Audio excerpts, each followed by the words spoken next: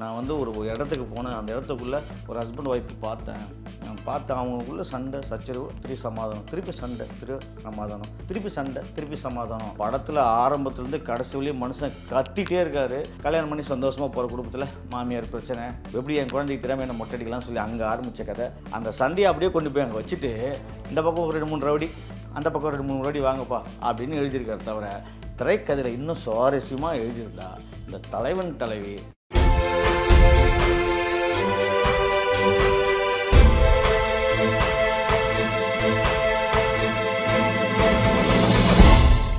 பாண்டியராஜ் இயக்கத்தில் வெளிவந்திருக்கும் தலைவன் தலைவி தான் பழக்க போகிறோம். நம்ம விஜய் சேதுபதி தான் கதையின் நாயகனாக நடிச்சிருக்காரு. நித்யமேனன் ரொம்ப நாளைக்கு அப்புறம் திருச்சிற்றம்பலம் படத்துக்கு அப்புறம் நித்யமேனன் நடிச்சிருக்காங்க. இந்த படம் எப்படி இருக்குன்னு ட்ரைலர் பார்த்தோன்னே ஹஸ்பண்ட் ஒய்ஃபுக்குள்ளே ஒரு பயங்கரமான சண்டை, அந்த சண்டை அதை எப்படி சமாதானம் ஆகுது தான் அந்த ட்ரைலர் பார்த்தோன்னே தெரிஞ்சுது. படம் பார்க்குறப்போ நம்மளும் பார்த்திங்கன்னா ஏகப்பட்ட நட்சத்திர கூட்டாளம், ஒரு பெரும் நட்சத்திர கூட்டாளமே இருக்குது இந்த படத்துக்கு. செம்ம comedy work out. Yogi Babu இருக்கார், இந்த பக்கத்து சித்தப்பு சரவணன் இருக்கார், தீபா சங்கர் இருக்காங்க, அந்த செம்மன் மலையாள ஆக்டர் ஒருத்தர் இருக்கார், இந்த பக்கம் சென்றாயன் இருக்கார், காளி வெங்கட் இருக்கார். வேறு லெவல். ஏன்னா பாண்டியராஜ் வந்து ரொம்ப நாளைக்கு அப்புறம் ஒரு 2-3 வருஷத்துக்கு அப்புறம் படமே கிடையாது அவர். அதுக்கப்புறம் ஒரு படம் எழுதுறாருன்னா ஒரு ட்ரைலர் லான்ச்சில் பார்த்தீங்கன்னா ஒரு வேறு மாதிரி பேசினார். இந்த படம் வந்து ஒரு ஹஸ்பண்ட் ஒய்ஃபுக்குள்ளே நான் வந்து ஒரு இடத்துக்கு போனேன். அந்த இடத்துக்குள்ளே ஒரு ஹஸ்பண்ட் ஒய்ஃப் பார்த்தேன்.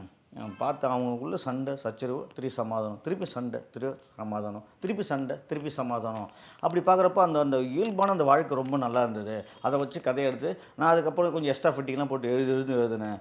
எழுதி இந்த படத்தை கொண்டு வந்தேன் அப்படின்னாரு. ஷூட்டிங் ஸ்பாட்லாம் வந்து இவங்க 2 பேரும் சண்டை போகிறப்போ நடிக்கிறப்பெல்லாம் எல்லாம் அப்படியே எல்லாருமே போக மாட்டாங்க செட்டில், அப்படியே பார்த்துட்டே இருப்பாங்க அப்படின்னு நாங்களும் நினச்சி உள்ளே போய் பார்த்தா சண்டை தான். என்னென்ன சண்டை. ஆனால் விஜய் சேதுபதி இவ்வளோ நாளாக விஜய் சேதுபதி நாங்களாம் வந்து பார்த்திங்கன்னா ஏதோ ஒரு நடிப்பார். ஆனால் இந்த படத்தில் மனுஷன் வாழ்ந்துருக்காருயா. கத்தி கத்தி பல நாள் அப்போ அவன் டப்பிங் பேசுகிறப்பெல்லாம் அவருக்கு தொண்டை பயங்கரமாக போயிருக்குன்னு நினைக்கிறேன். ஏன்னா இந்த படத்தில் ஆரம்பத்துலேருந்து கடைசி வரையும் மனுஷன் கத்திகிட்டே இருக்கார். கத்தி கத்தி சண்டை போடுறாரு. ஏன்னா அவருடைய அந்த ஹஸ்பண்டாக அவர் அப்படி தான் அந்த கேரக்டர் வடிவமைச்சிருக்கு. அதே பக்கம் இந்த பக்கம் நித்யமேனன் வேறு லெவல். அவங்க ஒரு பக்கம் இறங்கி நடிச்சிருக்காங்க. உண்மையிலே இந்த படத்தில் ரொம்ப பிடிச்சமான விஷயம் என்னன்னு கேட்டிங்கன்னா, இந்த பக்கம் விஜய் சேதுபதி, இந்த பக்கம் நித்யமேனன், இவங்களுடைய 2 பேருடைய ஆக்டிங் வந்து செம லெவல், வேறு லெவல், சூப்பராக நடிச்சிருந்தாங்க. அதான் விஜய் சேதுபதி குடும்பம். இந்த பக்கம் பார்த்திங்கன்னா நித்யமேனன் குடும்பம். இந்த பக்கம் அப்பா அம்மா ஆர்கே சுரேஷ் அண்ணன். இந்த பக்கம் பார்த்திங்கன்னா சரவணன், தீபா சங்கர், அப்புறம் அவருக்கு ஒரு தம்பி, ஒரு தங்கச்சி ரோஷினி, சீரியல் ஆர்டிஸ்ட் நினைக்கிறேன் அவங்க. இந்த குடும்பத்துக்குள்ளே இவங்க 2 பேரும் பொண்ணு பார்த்து கல்யாணம் பண்ணுறாங்க. கல்யாணம் பண்ணி சந்தோஷமாக போகிற குடும்பத்தில் மாமியார் பிரச்சனை, சக்காலத்தியார் பிரச்சனை, மச்சனன் பிரச்சனை, மாமனார் பிரச்சனை. இந்த பக்கம் ஆரம்பித்து இந்த பக்கம் மாமனார் நல்லவர், இந்த பக்கம் மாமியார் அம்மா கிட்ட போட்டு கொடுக்குறதாகட்டும், ஆரம்பித்து சின்னதாக ஆரம்பித்து அப்படியே பொறி அடிச்ச மாதிரி தட்டி பெரிய சண்டை. 2 பேரும் டைவர்ஸில் வந்து நிற்கிறாங்க. எடுத்தோன்னே ஒரு கோயிலில் ஒரு பஞ்சாயத்து. அந்த பஞ்சாயத்து பண்ணுறதுல மொட்டடிக்க குழந்தை கொண்டு வராங்க. விஜய் சேதுபதி வராரு. எப்படி என் குழந்தைக்கு திறமை என்ன மொட்டடிக்கலாம் சொல்லி அங்கே ஆரம்பித்த கதை. ஃப்ளாஷ்பேக் போய் படம் வந்து ஒரு எண்டுக்கு வருது. ஏன்னா சரி ஓகே ஒத்து போங்கப்பா அப்படின்னு முடிச்சு விட்றாங்க. இந்த படம் வந்து ஒரு வழக்கமாக நம்ம குடும்பத்தோடு பார்க்க வேண்டிய படம் தான். காரணம் என்னென்னா எல்லாரும் வீட்டுக்குள்ளேயும் ஹஸ்பண்ட் ஒய்ஃபு சாதாரண சண்டைலாம், இதுக்கு மேலேயும் சண்டைலாம் நம்ம பார்த்துருக்கோம். ஏன்னா நேரடியாகவே பார்த்துருக்கோம். முடி பிடிச்சி அடிக்கிறதுலேருந்து, ரோட்டில் இழுத்து போட்டு அடிக்கிறதுலேருந்து, அப்புறம் பார்த்தா மறுநாள் நல்லா சமாதானம் ஆகிடுவாங்க, சந்தோஷமாக இருப்பாங்க. இதெல்லாம் நம்ம நேரடியாக பார்த்துருக்கோம். இதை ஸ்க்ரீனில் பார்க்குறப்ப நமக்கு என்னென்னா ரொம்ப நல்லாவும் இருந்தது. அது நல்லா பண்ணியிருந்தார். ஆனால் என்னென்னா போகிற போக்கில் இது 1 முறை சண்டை, 2 முறை சண்டை, 3 முறை சண்டை பார்த்துடலாம். ஆடா எப்பா 2.25 மணி நேரமாடா சண்டை அப்படின்றப்ப நமக்கு கொஞ்சம் சலுப்பு தட்டுது. இன்னொரு பக்கம் பார்த்திங்கன்னா உண்மையிலே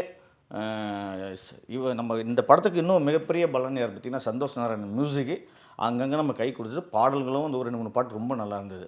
அதே மாதிரி சுகுமாரோட ஒளிப்பதிவும் ரொம்ப நல்லா இருந்தது. இந்த 2 விஷயம் நமக்கு இந்த படத்துக்கு ப்ளஸ் தான்.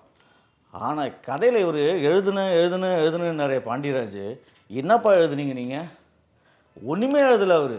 அந்த சண்டையை அப்படியே கொண்டு போய் அங்கே வச்சுட்டு இந்த பக்கம் ஒரு 2-3 ரவுடி, அந்த பக்கம் 2-3 ரவுடி வாங்கப்பா அப்படின்னு எழுதியிருக்காரு. தவிர திரைக்கதையில் இன்னும் சுவாரஸ்யமாக எழுதியிருந்தா இந்த தலைவன் தலைவி இன்றைக்கி பாக்ஸ் ஆஃபீஸில் எனக்கு தெரிஞ்சு ஒரு 200 கோடி 300 கோடி வசூலாக வேண்டிய படத்தை அவர் ஒன்றுமே எழுதாத சொதப்பி விட்டுட்டார் பாண்டியராஜ். அதுதான் முக்கியமான விஷயம். அதே மாதிரி விஜய் சேதுபதி இவ்வளோ எஃபெக்ட் போட்டிருக்காரு. அந்த பக்கம் நித்யமேனன் அவ்வளோ எஃபெக்ட் போட்டுருக்காங்க. படத்தில் எல்லாருமே நல்லா நடிச்சிருக்காங்க. ஒரு பக்கம் சித்தப்பு, ஒரு சரவண சித்தப்பு, ஒரு அப்பா வர நல்லா ஒரு ரோல் கொண்டு போகும். சப்புன்னு ஆகிப்போச்சு அவர் ரோல். சரி, இன்னொரு பக்கம் பார்த்தீங்கன்னா தீபாசங்கர் நல்லா அப்படி கொண்டு போவாங்க, ஐஃபாக போகுது, அதுவும் டல்லாகிட்டாங்க. அந்த பக்கம் மாமனார் கேரக்டர் செம்பன் வினோத் ஜோஸ், உண்மையிலே அவர் கேரக்டரை அப்படி நிறுந்து நிற்குது. அவர் தான் வந்து கடைசியில் வர வைக்கிறாரு. அவரும் அவருடைய செம்பன் வினோத்தோடைய அந்த மாமனாருடைய பாத்திரம் ரொம்ப நல்லா இருந்தது. அதை கிளைமேக்ஸில் கொண்டு வந்து கரெக்டாக முடிச்சுருங்க. அந்த மாதிரி இன்னும் கொஞ்சம் எல்லாருடைய அந்த ஒவ்வொரு பாத்திரத்தையும் கொண்டு வந்து, சண்டைனா இதுதான், சமாதானம்னா இதுதான், எங்கள் அம்மா இப்படி தான், அவங்க இயற்கை, பொண்டாட்டி இதுதான் இயற்கை, அப்பா இப்படி தான் பேசுவார், அவர் நல்லவர் இயற்கை, மாமனார் ரொம்ப ரொம்ப நல்லவர், மாமியாரை போட்டு கொடுக்குறாங்க, அதெல்லாம் இயற்கை, இப்படிலாம் சொல்லி கிளைமேக்ஸில் ஒரு உருக்கமான கிளைமேக்ஸ் வச்சுருந்தா இந்த படம் ஒரு குடும்பத்தோடு கொண்டாடி இருக்கலாம். அதெல்லாம் ரொம்ப மிஸ் பண்ணிட்டார் இயக்குனர். அதுதான் நமக்கு கொஞ்சம் கஷ்டமாக இருந்தது. அதே மாதிரி பார்த்திங்கன்னா இன்னும் மற்றவங்க தான் வில்லன்லாம் வரவங்களாம் யோகி பாபு வச்சு செம்ம காமெடி பண்ணிடலாம்.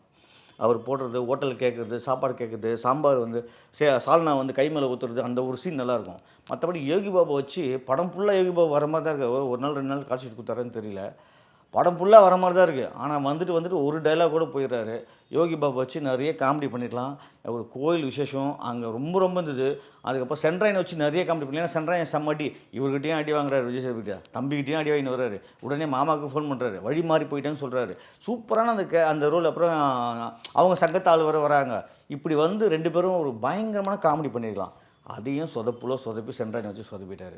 இந்த மாதிரி இந்த படத்தில் இதுதான் படம் ஃபுல்லாக ஏகப்பட்ட காளி வெங்கட் பார்த்திங்கன்னா அவ்வளோ சூப்பரான ரோல் அவருக்கு. மைனா, சரவணன் மீனாட்சி மைனா வராங்க. அவங்கள வச்சு என்ன பண்ணிக்கலாம், அவங்களே வச்சு காமெடி பண்ணிக்கலாம், அவங்களையும் வேஸ்ட் பண்ணிட்டாங்க. இப்படி சொந்த பந்தத்துக்குள்ளே சண்டை சச்சரவு போடாமல் இவங்க 2 பேருமே கத்தி படம் ஃபுல்லாக நம்மளை கத்த வச்சு நம்மளையும் வெறுப்பேற்றி கொஞ்சம் விட்டாங்க. ஆனால் இந்த வாரத்தில் இப்போ இந்த படத்தில் நம்ம எப்படி சூப்பராக சொல்லலாம்னா, இந்த வாரத்தில் வந்த படங்களில் தலைவன் தலைவி மட்டும்தான் பார்க்குற மாதிரி இருக்குது. நீங்கள் இந்த வாரம் படம் பார்க்கணுன்னு நினச்சிங்கன்னா தாராளமாக போய் பார்க்கலாம்.